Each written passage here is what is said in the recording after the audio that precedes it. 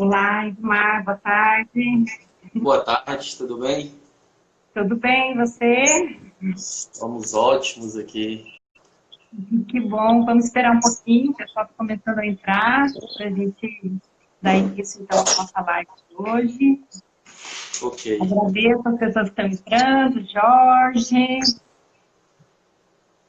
João, João Macedo, sejam bem-vindos. Agradeço a participação de vocês, a Bruna, e colegas seus de mestrado também, né?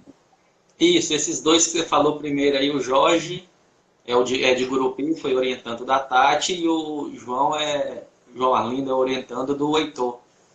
O João ainda está concluindo ainda. Tudo bem, Euhane, boa tarde.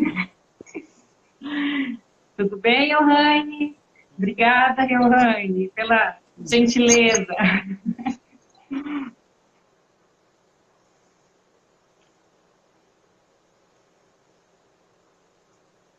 Aqueles que estão entrando, hoje nosso convidado é o professor Ismar, ele é mestre, ele vai falar um pouquinho com a gente sobre o ensino remoto, dificuldades docentes e estratégias. O Edmar, ele é do Tocantins, né? Então ele tem uma experiência no estado, diferente, talvez, da nossa aqui, do Goiás. Edmar, vamos iniciar, então, Vamos? a sua live. Vou pedir para você se apresentar um pouco, falar um pouco do seu tempo na escola, né? Essa questão do isolamento, a sua experiência no mestrado profissional, né? Então, fique à vontade. Ok. Primeiramente, uma boa tarde a todos, né? Agradecer a presença de cada um que se dispôs a estar nesse momento aqui para a gente conversar um pouquinho sobre essa nossa fase, essa fase que estamos vivendo, que é uma fase totalmente atípica e de excepcionalidade. Agradecer o convite, né, da professora Flores e do Connect Lab, que é o grupo de estudos lá da UFG, para poder integrar acho que nós estamos fechando hoje essas lives, né? Acho que é a quarta de uma série de quatro, é a última delas. E é uma honra para mim estar aqui junto com vocês para poder falar um pouquinho de educação. Acho que travou um pouquinho. Vamos esperar, Edmar. Não sei se o restante está online. Alguém pode dar um retorno? Está travado para todos ou só para mim? Aí, vamos para o Edmar. Então aí que você travou. Pode, você falou de agradecer, né, desse Isso. momento diferente que estamos vivendo. Então, meu nome é Edmar, né? Eu sou de Minas Gerais, mas assim como quase todo mundo aqui da capital, em Palmas, Tocantins, quase todo mundo é de fora, né? É uma característica local aqui, porque como a cidade foi criada não há muito tempo, pouco mais de 20 anos, então a maioria dos seus moradores são de outros estados, são de outras cidades, e a gente acabou que tendo aqui uma possibilidade de vir trabalhar quando nós formamos, né? Eu me graduei em 2005 na Universidade Estadual de Montes Claros, né? Na época a gente ainda fazia aquela licenciatura plena, se eu não me engano deve ter sido um dos últimos anos em que ela tinha essa característica. E durante mesmo o ano de 2005 até eu estava no último período quando eu prestei um concurso para cá, para a prefeitura de Palmas, né? E fui aprovado. Então foi uma questão de colar grau. Eles já tinham me chamado ali no dia da colação de grau, eles já tinham me chamado. Então tirei só um períodozinho de 15 dias de férias e já caí direto na escola, né? Que é lá onde realmente praticamente a gente aprende, coloca em prática e aprende muita coisa, né? Muita coisa a gente aprende ali na escola. E de 2005 para cá, em agosto agora vai fazer 15 anos que eu trabalho com educação física escolar. Não trabalhei em outra área que não fosse a educação física, não fosse a parte da licenciatura.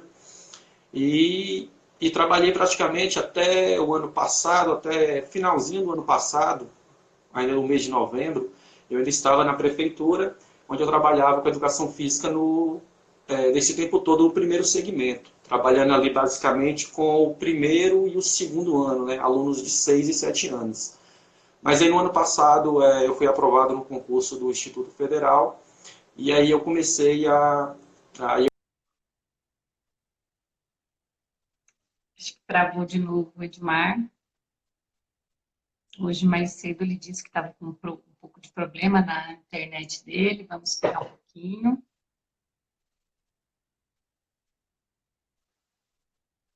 Edmar, travou de novo. Você parou no Instituto Federal. Você iniciou no Instituto Federal. Aí, e aí eu fiz uma mudança brusca, né, ali em termos de público-alvo. Eu trabalhava com as pessoas, com as crianças, né, 6, 7 anos, e agora eu me deparei trabalhando com o ensino médio. Então está sendo uma experiência nova para mim. Estou conseguindo colocar em prática agora algumas coisas que com as crianças era um pouco mais difícil, né? A gente consegue fazer um trabalho, digamos assim, um pouco mais elaborado, você consegue.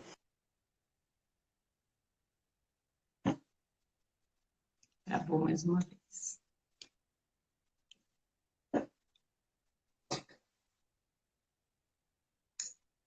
Acho que nesse período, nesse horário de pandemia, a internet fica sobrecarregada, então acaba que dificulta um pouco, né, a nossa conexão. E isso eu acredito no trabalho que os professores desenvolvem na escola. Vamos ver, esperar o Edmar entrar de novo. Pensar um pouco nessa questão de acessibilidade à internet, essa questão de conexão, de como que os professores agora, né, como tem sido feito o trabalho dos professores com essa questão da internet e da acessibilidade. Vamos esperar o Edmar entrar de novo.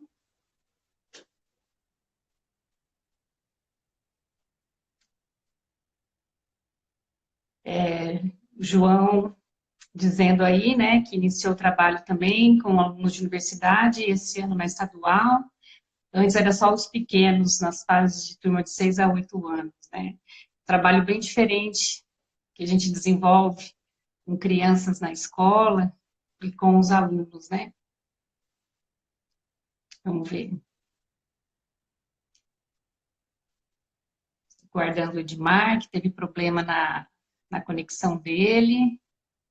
Ele estava se apresentando para a gente, dizendo o trabalho dele, que está iniciando agora no IFG, ensino médio, mas teve o problema, isso mesmo, João, o tanto que é desafiador as aulas à distância, né? Pensar um pouco na qualidade da conexão, né? Pois é, desafio remoto, esse ensino remoto, esse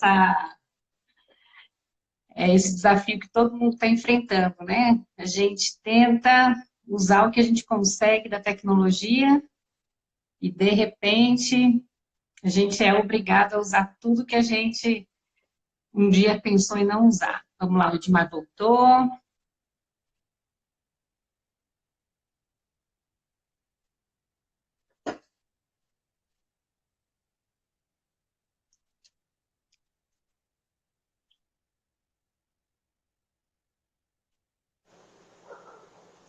Olá. Agora que você consegue. O bom é que na hora do teste tudo funciona, né? Pois é, mas é isso que a gente estava falando, né? São os desafios, né, do ensino remoto, né? Esse é um bom exemplo, né? Acho que travou mais uma vez. Vou esperar mais um pouquinho, Edmar. Se ele tiver com dificuldade na...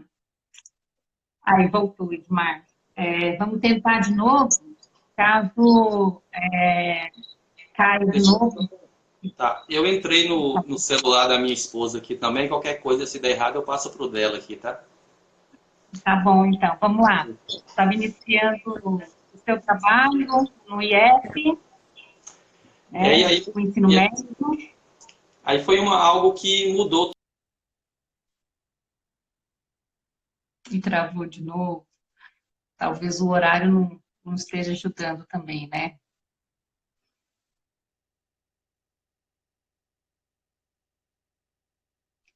Pois é, a Ana Paula colocou bem aí, né? Que não é possível depender só da tecnologia, que o professor, a figura do professor é muito importante na qualidade. Estamos tentando, fizemos vários testes hoje, deu tudo certo, e agora, né, no horário, a tecnologia não está nos ajudando muito, né? A internet não está nos ajudando. Acho que ele vai tentar agora entrar pelo celular da esposa dele, né? Eu acho que muitos professores, talvez vocês que estão aí, né, têm experiência, tiveram experiência com o ensino remoto e deve ter vivido isso também, né, durante o período de aula de vocês, né? Acho que agora ele está entrando com a conta da esposa dele. Vamos esperar.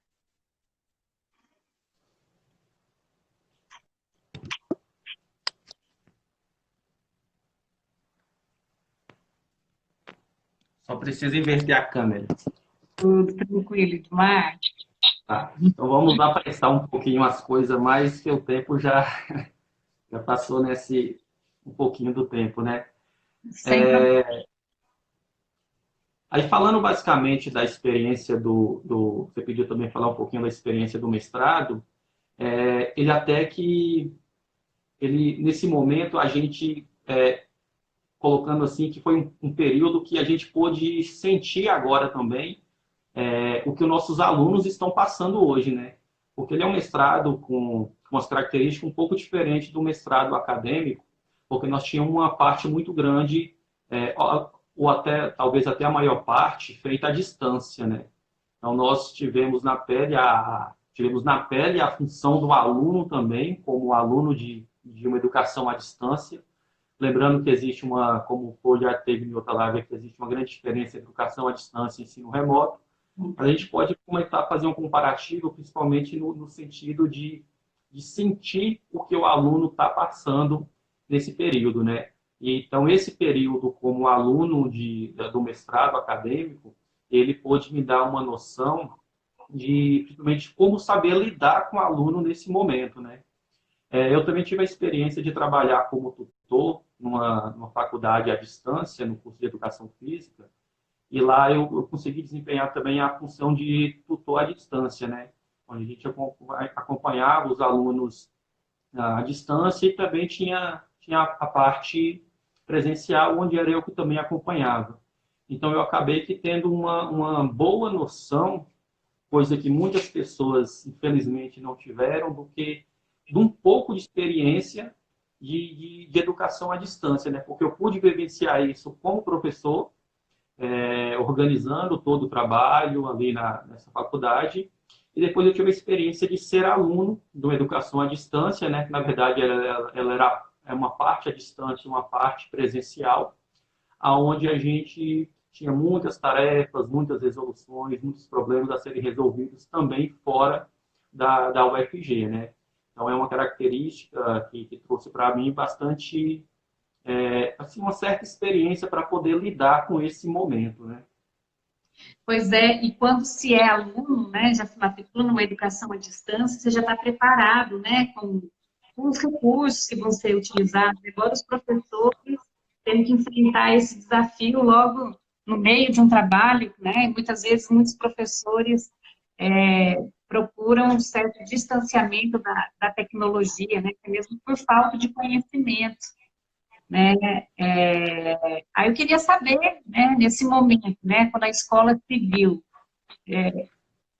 a necessidade de parar, como é que foi que a escola que você trabalha, né, se organizou com essa paralisação? Como que foi a questão do trabalho docente, Edmar? Eu vou tentar falar das três esferas aqui, na esfera municipal, principalmente da capital, da característica do nosso estado, né, na região no estadual e lá no IF, na esfera federal. O mais fácil de falar, assim, que não vai ter discussão é a educação municipal, que está parada até agora. Está literalmente parado, não teve trabalho de... Na verdade, eles criaram uma plataforma aqui no município para poder atender os alunos com algumas atividades para eles não poderem perder a rotina. Mas são atividades que eles já falaram que não vai contar para repor aula, que é só mesmo para ocupar um pouco o tempo do aluno, né? Então tem a plataforma, quem não tem condições de ter acesso pega na escola, mas é não caracterizado nem como aula remota, né? Na região, no estado aqui, eles, assim que tivemos essa parte de paralisação lá, acho que na segunda quinzena de março, o estado aqui ele parou e ficou parado durante esse tempo todo, né? E quando foi agora no mês de junho, os professores começaram a fazer algumas capacitações e, se eu não me engano, no dia 29 de junho, eles voltaram com algumas aulas remotas apenas para o terceiro ano, né? Porque eles estavam pensando muito na questão do Enem, que agora a gente nem sabe como é que vai ficar isso. Até agora, até o ministro está difícil de ser escolhido, então não tem uma definição. Mas a minha esposa, que trabalha na rede estadual, acho que ela voltou de uma reunião agora há pouco e parece que a intenção deles é voltarem com a educação remota a partir de agosto. A rede federal, aqui no Instituto Federal, nós tivemos as coisas que aconteceram, ao meu ver, um pouco meio que atrapalhadas, digamos assim. Nós tivemos um imediatismo muito grande. Porque, se eu não me engano, as aulas lá eles falaram que iam suspender, as aulas começaram a ser suspensas no dia 16 de março. Então, nós tivemos apenas uma semana de suspensão.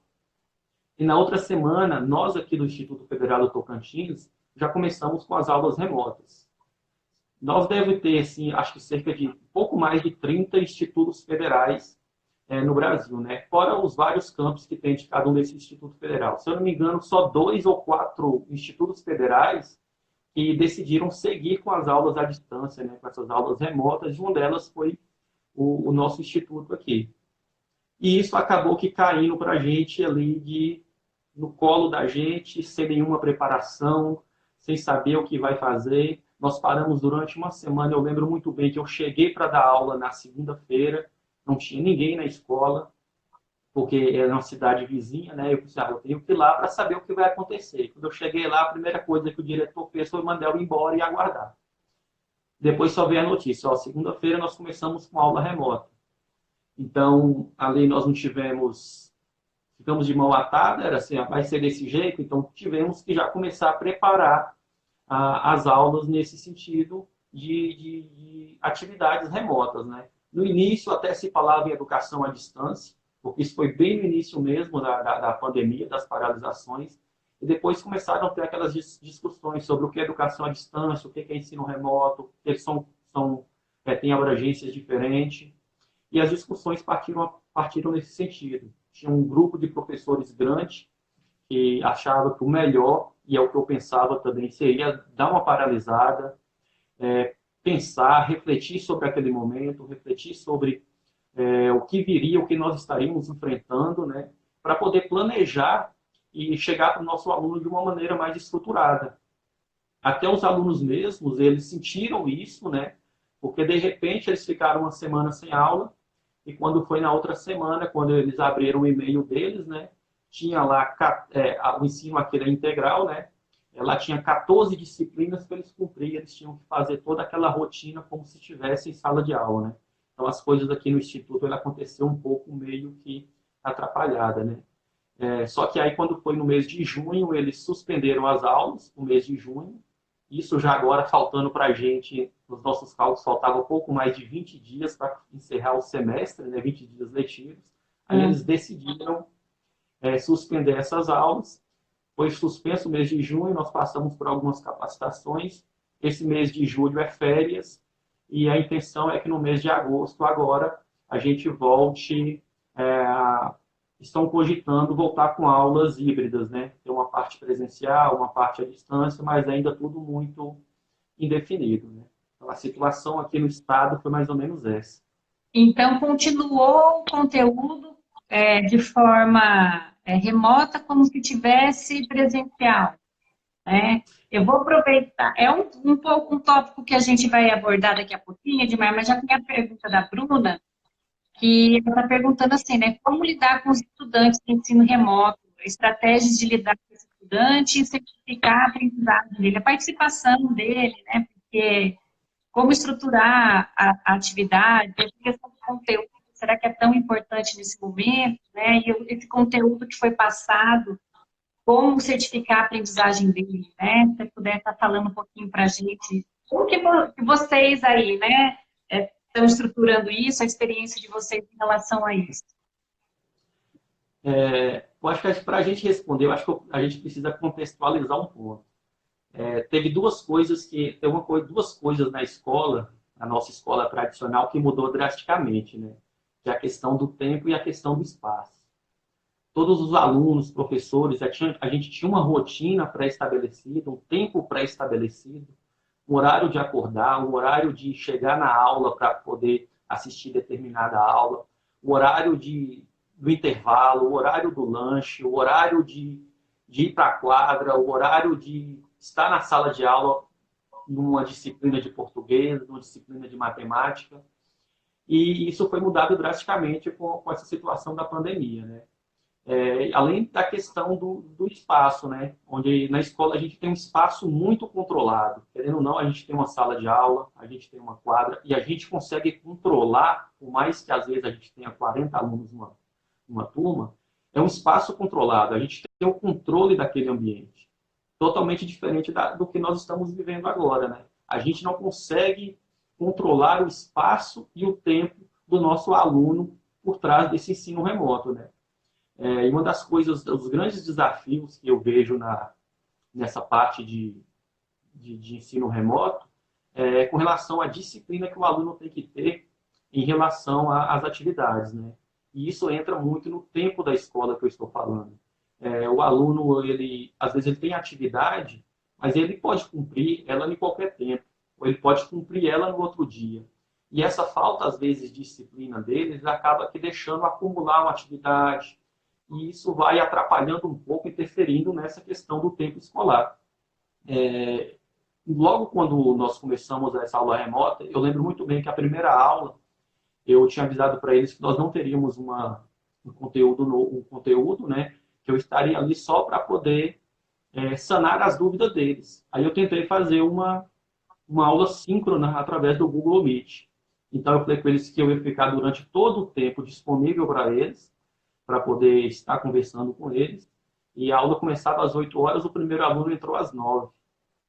Então, essa falta de compromisso, né, de organização, ele tem sido uma grande dificuldade nesse momento, né? Então, quando a gente pensa quando eu comecei a pensar em planejar as aulas, até nisso a gente tem que pensar, né? Quais são as possibilidades do nosso aluno? Será que ele tem condições de ter esse acesso, né? Esse acesso à internet, esse acesso remoto, esse acesso a essa atividade? E, igual eu te falei, aqui nós tivemos uma coisa que aconteceu de muito imediato. Então, para a gente, aconteceu como se fosse um laboratório de experiência. Era testando, vendo se dava certo, se desse certo a gente continuava, se não desse certo a gente tentava de outra modalidade.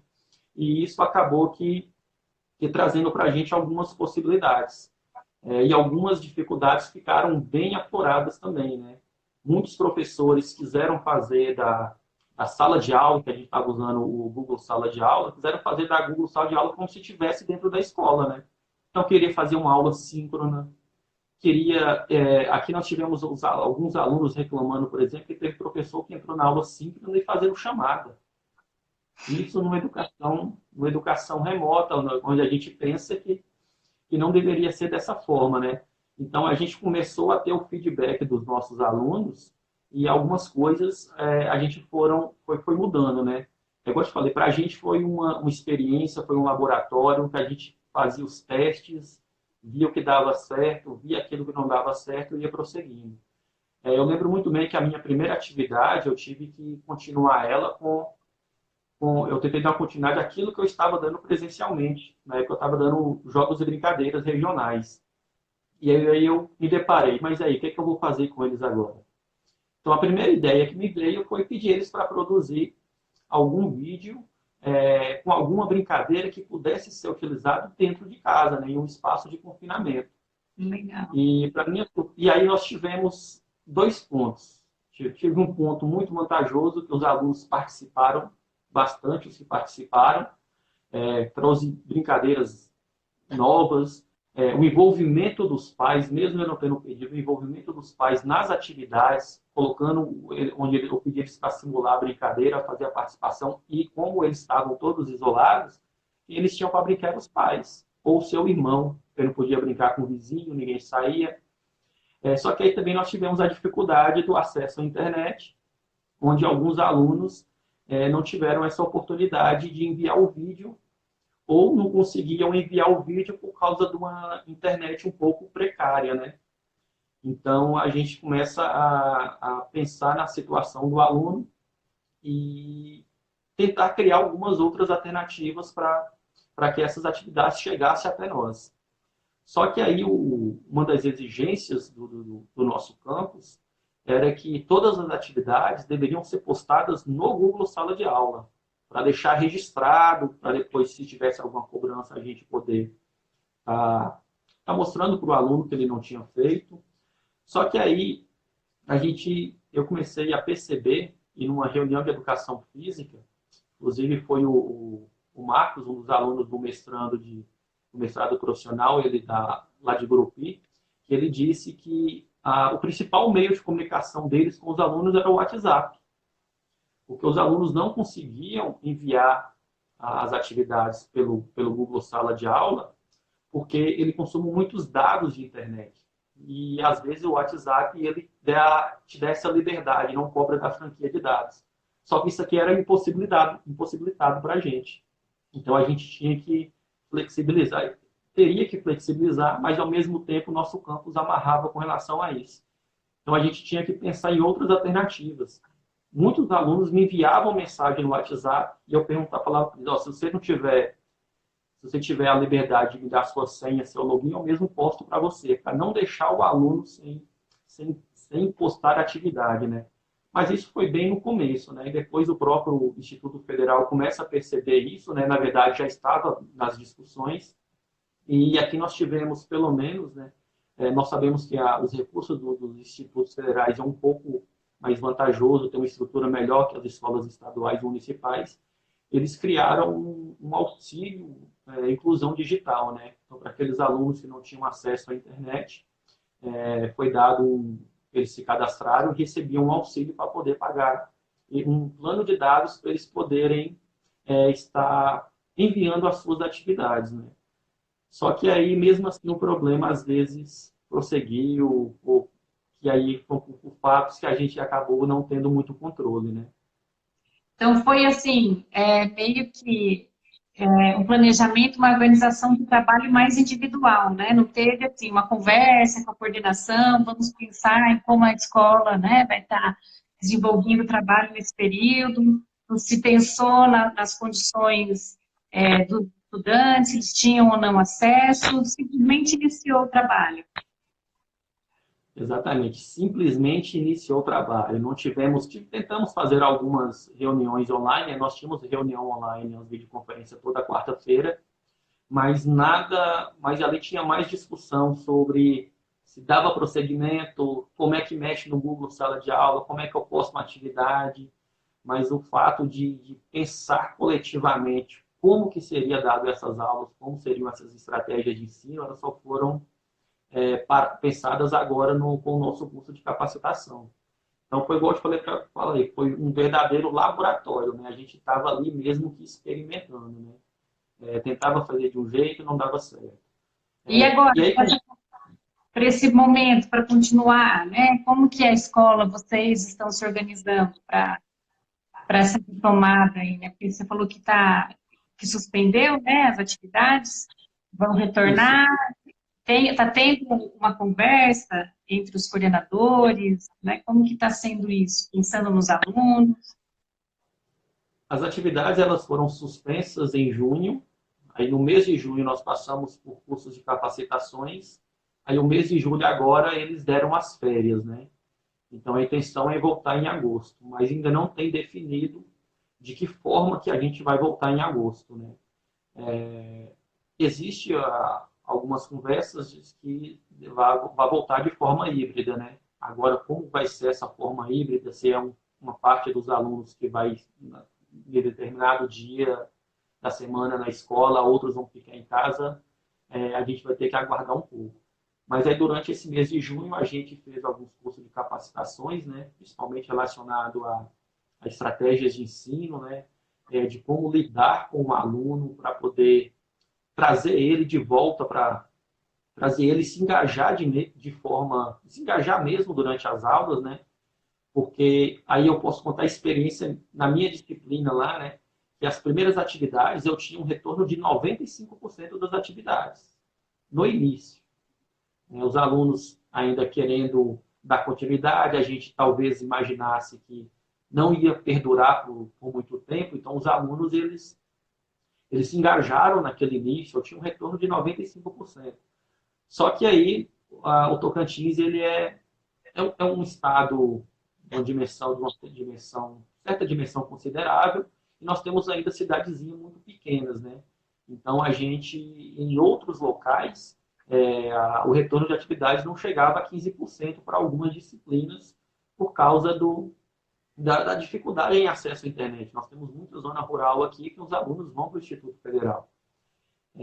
E esse percentual que eu tinha de 95% de retorno das atividades, ela foi diminuindo conforme o tempo foi passando. E aí eu comecei a pensar, mas será que são as minhas atividades que não estão atingindo, satisfazendo mais eles? E aí, conversando com os outros professores, não, eles estavam se desmotivando com a educação remota, né, com esse tipo de ensino, já estavam pensando que talvez o ano já estaria perdido, já ia pensar já no próximo ano, e a nossa tentativa, pelo menos a tentativa nossa aqui do campus onde eu trabalho em Porto Nacional, é de tentar resgatar esses alunos de novo nesse momento que a gente vai voltar agora em agosto, né? E houve uma tentativa de aproximação a esses alunos, Edmar, para saber o motivo, né, dessa falta de retorno das atividades deles? Você conseguiu algum contato com eles? Saber o que estava acontecendo? Como é que foi essa questão?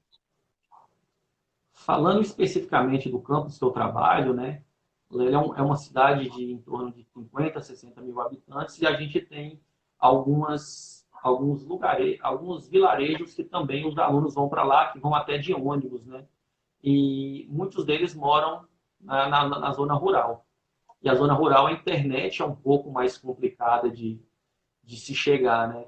Mas a parte do setor específico lá do campus, eles estavam ligando para os alunos, né, aqueles que não tinham acessado ainda a plataforma, para ver quais eram os motivos, né? No início, muitos dos alunos simplesmente saíram, foram para casa e não acessavam por falta de interesse, por achar que aquilo era algo que não ia perdurar por muito tempo, né? E alguns os professores responsáveis, eles conseguiram trazer de volta. Outros, os próprios pais ligavam para a coordenação para saber como estavam as aulas, né? E no início ele foi muito bem, a gente conseguiu resgatar muito aluno, né? Para se engajar de novo no processo. Mas foi como eu falei para você, conforme o tempo foi passando, os alunos foram se desmotivando, principalmente pela quantidade de conteúdos que eles têm, né? Os professores começavam a colocar muito conteúdo, muito material para ler, e dando pouco prazo de entrega de trabalho, por exemplo. Numa reunião que nós estivemos aqui mesmo, estavam falando que teve um professor que entregou para o aluno ler um livro de 70 páginas em questão de 2 dias e fazer um resumo, acho que era um resumo e entregar. Junto com aquilo, ele tinha mais, como lá a educação ela é ensino técnico, né? Então, ele tinha cerca de 14 disciplinas, né? Então, essa quantidade enorme de conteúdos que a gente acredita lá é o que estava desmotivando. Eles não conseguiam entregar as atividades. Muitas foram as vezes que a gente levanta no outro dia e pega o celular e vê mensagem de atividades entregue às 4 horas da manhã, às 3 horas da manhã. E aí, como você pensa num aluno numa situação dessa, né? 4 horas da manhã fazendo um trabalho, sendo que antes ele tinha o que eu falei sobre você, sobre o tempo da escola, que era um tempo fixo, um tempo pré-determinado, né? Sem contar que o que eles têm de acesso praticamente, e os que têm acesso à internet, a grande maioria deles é pelo celular. Aí você passa uma leitura, eles têm que fazer a leitura toda pelo celular. Isso quando esse celular não tem que ser compartilhado com mais 2 irmãos, 3 irmãos. Às vezes o pai utiliza para poder trabalhar e às vezes o tempo dele fica reduzido, né? As atividades eles começam a chegar nesse horário, né? Então a gente tinha esse cuidado, né, de tentar, pelo menos eu tinha esse cuidado de tentar fazer algumas atividades algo mais curto, né, que não demandasse um tempo muito prolongado para ele poder fazer atividades.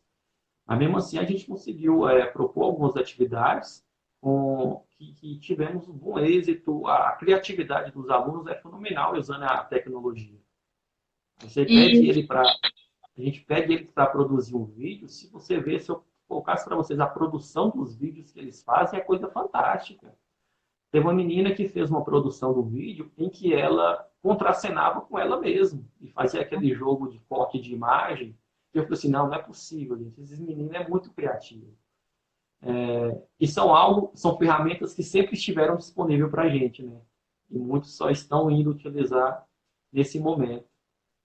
E no seu estudo sobre mídia e educação no mestrado, você pôde perceber um pouco nessa questão de como que é importante trabalhar a tecnologia, né, Edmar? Se quiser também estar falando um pouquinho disso, né, pensar assim, quais são as suas inseguranças e dos seus colegas agora nesse momento de retomada, e também pensar, né, você acha que os professores, seus colegas professores, você consegue, você disse aí o exemplo da tua aluna que fez um vídeo, né, com a criatividade, dessa questão, né, da garantia da aprendizagem, já que a escola está cobrando conteúdo, né, é possível verificar que está tendo, né, alguma aprendizagem desse conteúdo nesse momento tão difícil, de realidades tão diferentes que a gente tem visto, né, e tem pensado nesse período. Um dos pontos que talvez estou tendo mais dificuldade, e acho que o pessoal aqui também, é com relação a como que nós vamos avaliar esses alunos nesse período, né? É algo que está sendo extremamente complicado, a gente avalia por aquilo que ele está produzindo, e os alunos que não estão produzindo por falta de internet, né? Então é algo que está tirando, às vezes tirou o sono da gente durante um determinado período, né?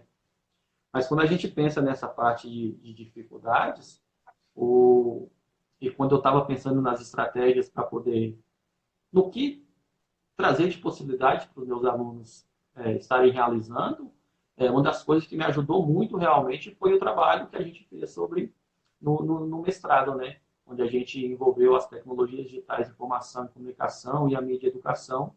Isso acabou me dando um suporte muito grande de diversas outras possibilidades para poder trabalhar com esses alunos, né? Eu, por exemplo, trabalhei em um esporte que era para ser trabalhado com eles lá presencialmente, que era o Mambol. É um esporte criado aqui no Brasil, criado no Pará, em que você joga com 2 bolas, né? Então, inicialmente, a gente, pensando nas estratégias de ensino, né, a gente trabalhou um pouquinho com aquela sala de aula invertida, que, na verdade, já é algo rotineiro que algumas pessoas fazem, mesmo sem saber, que é, primeiro, você dar o material para o aluno, para ele poder ler, né, se embasar, para depois você entrar com o conteúdo, né? Você inverte um pouquinho a ordem, né? E trabalhando nesse sentido, eu pedi eles para poder fazerem pesquisas e, no final, produzir, e essa produção ficaria uma escolha deles, né? Podia ser um podcast, podia ser um vídeo, podia ser uma redação escrita, ele tirasse uma foto, me enviasse, podia ser um folder, poderia ser um pôster digital, e eles se saíram muito bem, né? Eles fizeram toda uma pesquisa, fizeram um pôster contando, um folder mostrando de onde surgiu, as suas principais regras, como que jogavam. E no final eu propus para eles também estarem elaborando, né, construindo o material a ser jogado. É igual eu falei para vocês, nós não temos o espaço escolar. Do mesmo jeito que a gente não tem o espaço escolar, a gente também não tem o material. Então não tem por que eu querer que ele aprenda um determinado esporte se ele não tem aquele material ali na sua casa para poder desenvolver. Então a gente trabalhou primeiro no sentido deles construírem a bola do handball. Ela é uma bola oval, na verdade a gente joga com duas bolas. E eu tinha uma ideia de construir uma bola, eu construí as duas bolas minhas, assim, eu pensei, eu não vou postar a minha bola, deixar que eles construam as suas e só no final eu poste a minha. Depois que eles fizeram as bolas do handball, eu joguei a minha fora e copiei de uma aluna minha, que foi muito melhor do que a minha. Foi impressionante a bolinha que elas fizeram, uma coisa magnífica. Aí eu falei com eles, gente, Aí eles partiram para poder jogar. Como ele ocupa um espaço pequeno, e você pode reduzir o espaço, então eles jogavam com os pais, jogaram com os irmãos, e eles, a intenção que eu pedi para eles foi para eles guardarem essas bolas para a gente poder jogar quando voltar, né? E teve outra coisa, a gente fica pensando muito nos conteúdos que a gente vai dar nesse período, que aí foi algo que eu ouvi numa outra live que eu estava ouvindo sobre educação remota também, né? Onde o professor faz o questionamento e às vezes a gente pensa só nas estratégias, né? A gente pensa, mas será que o que mudou nessa pandemia, né? A gente ensina a mesma coisa? O nosso conteúdo é o mesmo? As nossas estratégias têm que ser a mesma? Na verdade, os nossos objetivos ainda são os mesmos, né? A única coisa que está mudando são as nossas estratégias. E essas nossas estratégias têm que ser pensadas nas possibilidades que os nossos alunos têm hoje em casa, né? A dificuldade de acesso à internet, uma falta de material que talvez não tenha. Aí muitos lugares, né, estão pensando aí tem que fazer a atividade de forma que ela possa ser colhida, né, de forma presencial ali, algum material impresso, né? E alguns professores têm trabalhado nesse sentido, né? Ali no IF, nós tínhamos feito um levantamento de quem ia precisar de material impresso, pelo menos para mim não chegou demanda de alunos solicitando esse material impresso, né? Mas os professores eles têm se desdobrado nesse sentido, né? A gente tem que fazer o melhor, mesmo que a gente esteja numa situação não muito boa, né? E o que mais nós temos muito material bom na internet, muito material produzido, nós temos trabalhos que podem ser readequados para a nossa realidade. Muitos professores de educação física sentem falta, por exemplo, nessa época, falam assim, está sentindo falta do livro didático. Assim, nossa, todo mundo hoje deve estar, as outras disciplinas todas estão trabalhando com livro didático, mas nós não temos um livro didático. Os livros didáticos estão começando a surgir agora na educação física, né, pelo Programa Nacional do Livro Didático. Só que aí eu fico pensando assim, eu particularmente não queria um livro didático, né? Nós temos muito material, muita produção, e aí nós podemos citar, por exemplo, até o seu próprio software lá do seu trabalho de doutorado, no trabalho, se não me engano, de dissertação do Heitor da UFG. Ele tem um material de basquete que pode ser utilizado caso necessite de um material impresso, inclusive pode ser adaptado também para esse lado, para o ensino remoto. Os materiais de apoio para os professores, né, Edmar? Porque o professor às vezes pensa só, a gente às vezes está pensando só nas estratégias, né? Como é que eu vou ensinar? Os objetivos da educação física continuam o mesmo. Nós temos ainda os mesmos objetivos. E talvez das disciplinas que nós tem na escola, talvez aquela que tenha sido afetado mais a sua rotina, provavelmente foi a educação física. Porque as outras aulas, elas podem ser, muitas das outras disciplinas, elas estão continuando de uma forma, com um fluxo muito melhor do que a gente. A gente hoje não tem uma quadra para poder fazer um trabalho prático, né? Então a gente, às vezes, demanda um trabalho para o nosso aluno e a gente não sabe o espaço, se ele tem um quintal em casa, se ele mora num apartamento. Então a gente tem, até nisso, a gente tem que pensar, né? A gente tem trabalhado muito a empatia nesse período, né? Saber colocar no lugar do nosso aluno para poder desenvolver essas nossas atividades, né? Eu acho bem bacana a proposta, né, que você está desenvolvendo, que você está colocando aqui para a gente. Mas eu acho importante também, né, professor Sérgio, ele é professor lá na PFD, ele colocou aqui, né, então, será que os nossos alunos estão se alimentando nesse momento, né, se eles têm condições para isso? Porque se a gente for pensar, tem aluno que ia para a escola para comer a merenda, pais estão desempregados agora, às vezes é difícil colocar o pão em casa, né, então eles estão conseguindo aprender, né, nesse momento a gente tem que colocar isso tudo também, né? Pensa nos desafios da educação nesse momento, e o professor, eu acho importante estar pensando nisso também. Nesse sentido, existem algumas tentativas, né? O pessoal, às vezes, aqui, os pais iam buscar uma cesta básica na escola, daquela alimentação que estava, aquela verba que estava destinada para alimentação foi transformada em cesta básica. Até um pão, parece que eles estavam dando aqui, um café da manhã, alguma coisa assim relacionada, né? Eu não acompanhei muito essa parte, não. Mas nós tivemos algumas tentativas, mas mesmo assim elas ainda são incipientes, né? Porque aquilo ali ela acontece hoje, não acontece amanhã, talvez só vai acontecer no outro mês dessa cesta básica. Mas o dia a dia mesmo, né?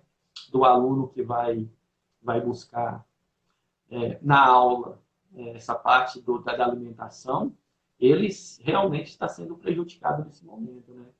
Sim. Mas a gente tem que, é algo que a gente está vivendo um período de excepcionalidade, né? Pois tem a obrigação, o dever que a escola, né, coloca para os professores, né, e essa questão do pensar em como que está cada realidade, né, de como ele vai ter condições de postar, né, e pensar no que fazer. Mas eu achei muito bacana essa questão dessa proposta que você fez, né, de estar unindo os alunos com os pais para estar desenvolvendo atividade, um momento de socialização entre pais e filhos, né, que muitas vezes até a correria do dia a dia fica esquecido um pouco, né, e muito bacana essa oportunidade que você deu com o trabalho que você desenvolveu.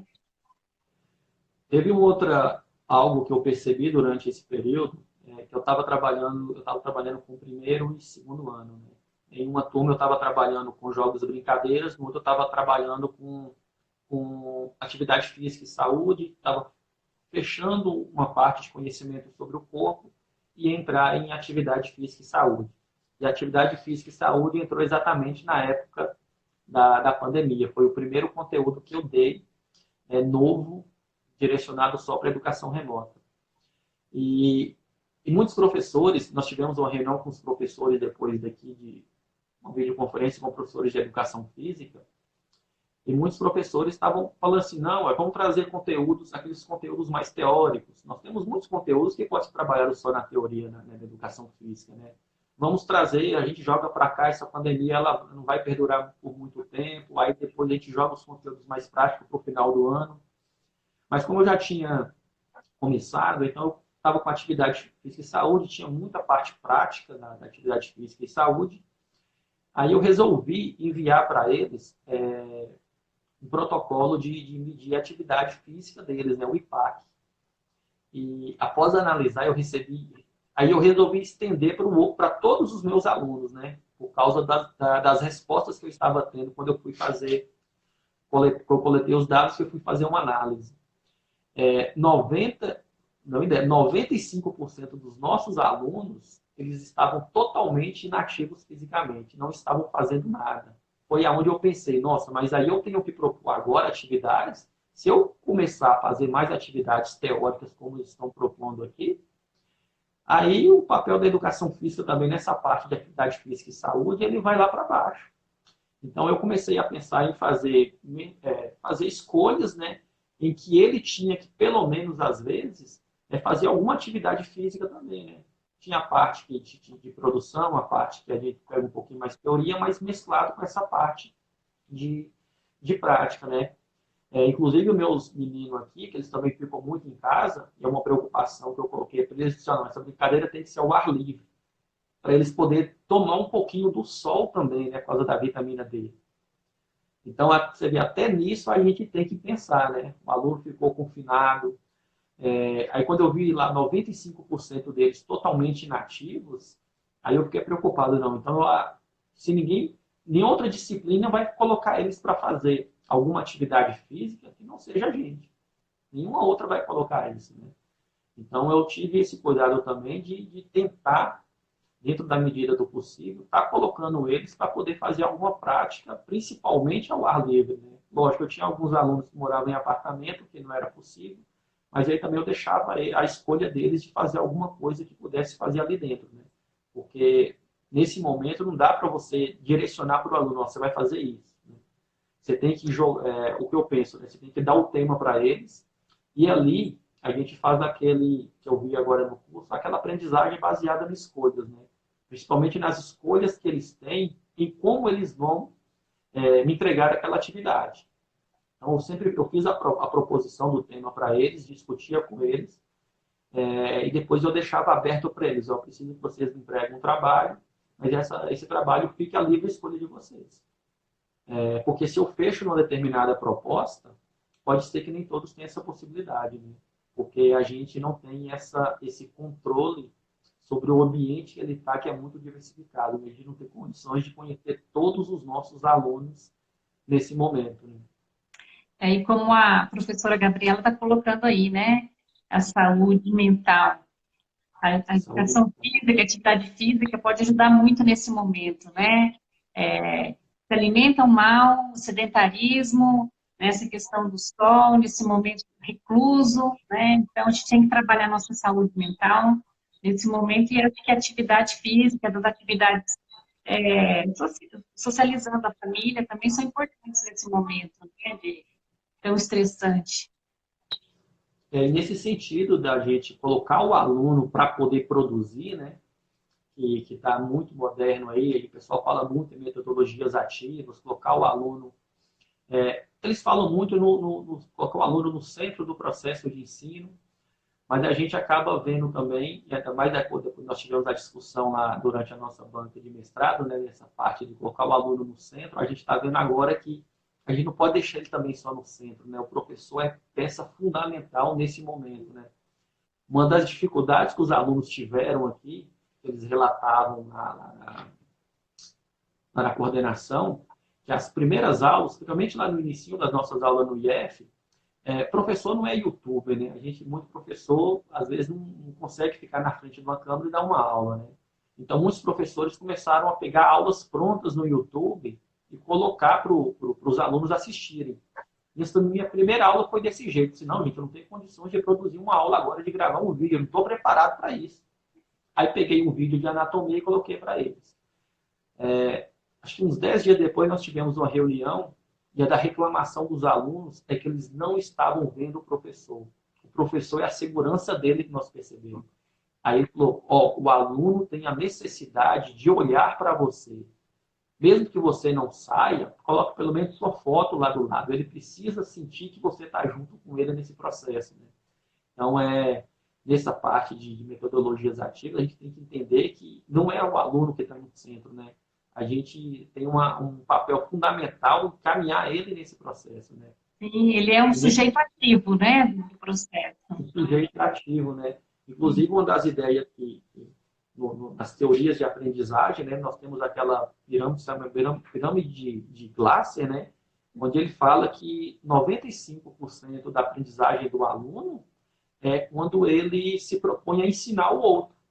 Quando, por exemplo, ele conversa com o outro, quando ele explica algum trabalho, quando ele desempenha algum papel, a aprendizagem dele é em torno de 95%, né? Enquanto que na leitura é só em torno de 10%. E junto com isso eu tinha até separado no meu curso de capacitação uma frase que eu guardei assim, né? E até anotei aqui, que é de um filósofo, se não me engano, chinês, eu fui procurar, do Confúcio. Ele fala que quando eu ouço, eu esqueço. Quando eu vejo, eu lembro. E o que eu faço, eu aprendo, né? Então, a gente precisa produzir. Colocar ele para fazer as coisas, colocar ele para produzir algum material. No caso que eu estava fazendo, colocando ele para gravar um vídeo, produzir um folder. Colocar ele para produzir. Que é até uma das a gente estudou lá durante o nosso trabalho de mídia e educação, né? A gente tem as 3 dimensões, mas a gente se preocupa muito, fica muito ligado na dimensão instrumental da tecnologia e se apega muito pouco na produção, né? Fazer o aluno produzir, utilizar as tecnologias para produzir, fazer o aluno confeccionar algo, né? A ser útil ali durante as aulas. Né? Isso mesmo. Edmar, a gente está chegando aos 5 minutos finais da nossa live. Antes de finalizar, eu queria que só você falasse brevemente, né? Você deu um retorno aí de como que os alunos estão comentando sobre essas práticas, a necessidade de ver o professor. Eles disseram mais alguma coisa, comentaram mais alguma coisa sobre essas aulas remotas, né? Como que eles estão recebendo isso? Eles deram algum retorno mais? Durante esse período todinho, o Instituto Federal ele sempre estava fazendo pesquisa de satisfação com os alunos, né? Se eles queriam continuar as aulas, se eles não queriam continuar as aulas, e parece que eles não pensaram que as pessoas que queriam que não continuasse as aulas não tinham condições de responder pela internet, né? Então, aqui a pesquisa sempre dava que os alunos estavam satisfeitos com as aulas, que eles queriam continuar, mesmo que eles não estavam querendo perder o ano. Né? Só que aí nessa própria pesquisa, ela era uma pesquisa excludente, porque os alunos que não têm acesso à internet, eles não tinham condições de responder essa pesquisa. Né? Então, o retorno que a gente tem em termos de número, em torno dessas pesquisas, é que o ensino remoto estava satisfatório, mas a gente, como professor, a gente não sentia que estava satisfatório. Né? A gente preza muito pela qualidade da aula, né? E a gente ficava sempre preocupado. Nossa, será que essa aula não está no padrão que eu dou presencialmente? Mas o aluno, às vezes, ele não tem essa noção. E, às vezes, ele quer só ter o sentido de passar de ano, né? Como a gente aqui no Instituto, a gente tem também aqueles alunos que estão no ensino superior, que estão nos últimos períodos, querem passar de jeito que eles querem concluir para poder ter logo o seu diploma, para poder ir para o mercado de trabalho. Mas o retorno que nós temos, pessoalmente, foi o que eu te falei. Eu tive um percentual muito grande de positivo no início, nos primeiros 30, 35 dias, e isso foi diminuindo ao longo do período. Né? Os alunos, eu acho que eles foram sentindo-se desacreditados, desmotivados, e eles passaram a não entregar mais atividades. Né? Aí eu tive que começar a barganhar nota. Colocar nota em tudo quanto foi atividade para poder forçar o aluno a me entregar alguma coisa para pelo menos ele não fugir. Mas eu senti essa desmotivação deles, né, essa falta de retorno, mas no final, aí deve ser mais pensando nisso também que o Instituto resolveu parar, pensar, refletir um pouquinho para poder voltar no mês de agosto. Entendi. Edmar, vamos aproveitar agora os minutinhos finais. Né? Eu vou agradecer a todos pela participação, né? Estar aqui com a gente nessa tarde. Foi muito bom o que você falou, achei muito bacana a sua experiência, né? As coisas que você tem desenvolvido. Se você tiver algum material, até mesmo queria ter falado um pouquinho do teu e-book, né? Mas não deu tempo. Se você puder, tá postando para a gente, me enviando para a gente poder postar depois no Instagram do Connect Lab algum material que possa servir de apoio para os professores nesse momento, né? Vai ser uma de grande contribuição para eles, né? Então, a gente espera, né? Gostei muito desse bate-papo com você, né? Mostra que você é a pessoa responsável que você é, né? E deixo com você a palavra final agora. Der tempo, né? Um minutinho. Minutinho. Primeiro, agradecer a presença de todo mundo, agradecer o convite. Edmar. E falar que a educação física ela está tendo a oportunidade de mostrar que nesse período que ela está indo, ela vai muito além da quadra, né? Vai muito além apenas do aspecto motor. E a gente está tendo a oportunidade de mostrar, principalmente para os pais que estão mais engajados, acompanhando os alunos, que a educação física não é só jogar futebol, não é só praticar um esporte.